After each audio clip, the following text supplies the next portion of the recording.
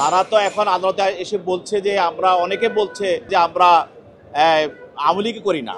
যেমন কামাল আহমেদ মজুমদার বলছে যে আমি আর আওয়ামী লীগ করবো না, আর সাদেক খান বলছে যে আমি তো এমপি ছিলাম না, আমি আওয়ামী লীগ থেকে দূরে ছিলাম। জুলাই অভ্যুত্থানে রাজধানীর মোহাম্মদপুর থানার হত্যা মামলায় সাবেক আইনমন্ত্রী আনিসুল হক ও সাবেক সংসদ সদস্য সাদেক খানকে 3 দিনের করে রিমান্ড আদেশ দিয়েছেন আদালত।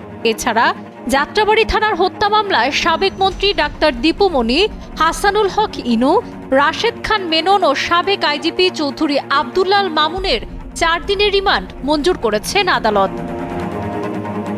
বুধবার সকালে শুনানি শেষে এসব আদেশ দেন ঢাকার মেট্রোপলিটন ম্যাজিস্ট্রেট শাহিন রেজার আদালত।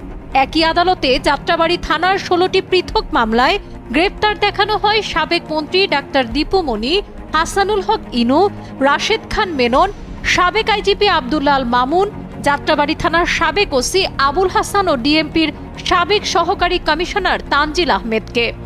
আর আদাবর থানার মামলায় গ্রেপ্তার দেখানো হয় সাবেক সংসদ সদস্য সাদেক খানকে। রাষ্ট্রপক্ষের আইনজীবী অভিযোগ করেন, আওয়ামী লীগের নেতাদের আদালতে নেওয়া হলেই তারা দাবি করেন বহু আগেই রাজনীতি থেকে ইস্তফা দিয়েছি, আন্দোলন দমনে ভূমিকা ছিল না, অথচ দেশবাসী দেখেছে কিভাবে তারা আন্দোলন দমন করেছেন।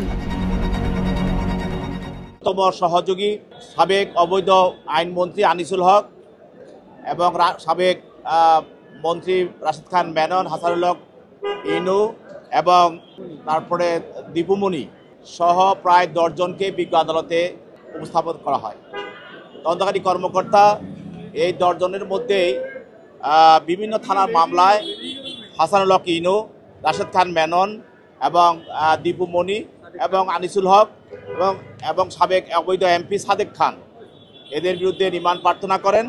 সাদেক খানের বিরুদ্ধে 3 দিনের রিমান্ড মঞ্জুর করা হয় এবং আনিসুল হকের বিরুদ্ধে 3 দিনের রিমান্ড।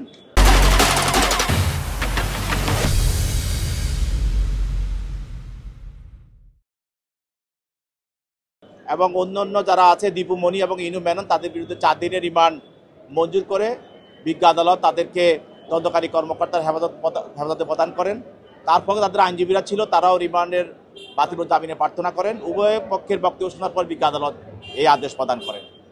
এছাড়া অন্যান্য আসামি যারা আছে তার মধ্যে চৌধুরী আব্দুল্লাল মামুন সাবেক আইজিপি এবং হাসানুল হক ইনু মেনন এবং তানভীর আহমেদ সৈকত সহ সাদেক খান আরও অন্যান্য যারা ফ্যাসিস্টের সহযোগী ছিল তাদেরকে বিভিন্ন মামলায় গ্রেপ্তার দেখানো হয় এবং তার গ্রেপ্তার দেখানোর ফলে তাদেরকে রিমান্ড দেওয়া হয়, তাদেরকে তদন্তকারী কর্মকর্তা হেফাজত প্রদান করেন। আর তাদেরকে রিমান্ড দেওয়া হয় নাই তাদেরকে সিডাব্লিউ মূল্যে যে হাজতে প্রেরণ করেন। সাদেক খান বলছে যে সে অনেক আগেই এমপি ছিল, পরবর্তী সে এমপি ছিল না, এটার সঙ্গে সে জড়িত না, এটা স্বাভাবিক, তো এটা বলে থাকে। আমরা বলছি যে আদালতে আসার পর তো সবাই কেউ স্বীকার করছে না যে আমি অপরাধের সঙ্গে জড়িত, কিন্তু অপরাধের সঙ্গে জড়িত কিনা সেটা জাতি দেখেছে, জনগণ দেখেছে এবং তাদের কর্মকাণ্ড দেখে তারা কিভাবে বৈষম্য ছাত্র আন্দোলনের সময় মানুষের উপরে আওয়ামী লীগ, যুবলীগ, ছাত্রলীগ তারা রাজপথে থেকে পুলিশ থেকে অস্ত্র নিয়ে কেড়ে নিয়ে তারা মানুষের উপর তারা গুলি করেছে। তারা তো এখন আদালতে এসে বলছে যে আমরা, অনেকে বলছে, সবাই বলছে না, অনেকেই বলছে যে আমরা আওয়ামী লীগ করি না। যেমন কামাল আহমেদ মজুমদার বলছে যে আমি আর আওয়ামী লীগ করবো না, আওয়ামী লীগ করি না, জীবনও কোনদিন আওয়ামী লীগ করবো না। আর সাদেক খান বলছে যে আমি তো এমপি ছিলাম না, আমি আওয়ামী লীগ থেকে দূরে ছিলাম। এইসব কথা বলে পার পাওয়া যাবে না। এইসব কথা বলে তারা জনগণের থেকে অনুকম্পা নেওয়ার চেষ্টা করছে, মানুষের ভিতরে একটা বিভ্রান্ত সৃষ্টি করার চেষ্টা করছে। কিন্তু আমাদের আইন এবং মামলার সাক্ষী এভিডেন্স, তাদের বিরুদ্ধে আমাদের যথেষ্ট এভিডেন্স এবং প্রমাণ আছে যে তারা রাজপথে থেকে ষড়যন্ত্র করে এইসব হত্যার সঙ্গে তারা জড়িত। অতএব তারা এইসব কথা বলে বিচার থেকে রেহাই পাবে না। শেখ ফরিদের পাঠানো তথ্যচিত্রে ডেস্ক রিপোর্ট, সাবরিনা কাজী, কালের কণ্ঠ।